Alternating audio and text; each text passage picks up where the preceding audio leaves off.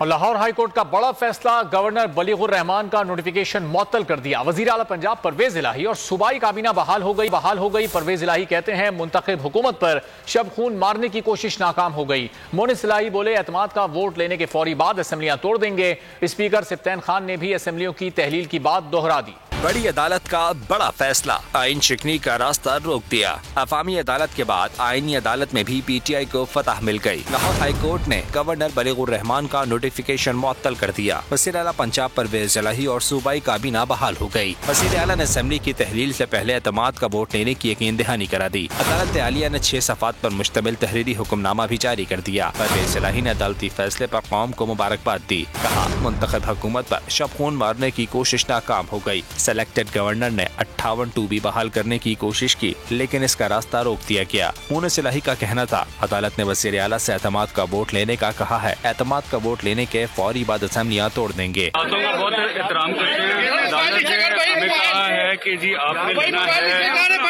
Confidence, वो इंशाल्लाह हम लेंगे और जैसे हम वोट ऑफ कॉन्फिडेंस लेंगे उसी वक्त असेंबली इंशाल्लाह तोड़ देंगे। स्पीकर सिफ्तैन खान ने भी असेंबलियों की तहलील की बात दोहरा दी। बोल के प्रोग्राम इमरान खान बोल न्यूज के साथ में गुफ्तगू करते हुए बोले परवेज इलाही ने हल्फनामा दिया है 11 जनवरी तक असेंबली तहलील नहीं करेंगे। 11 जनवरी तक अगली डेट है, उसकी बाकायदा समाअत होगी।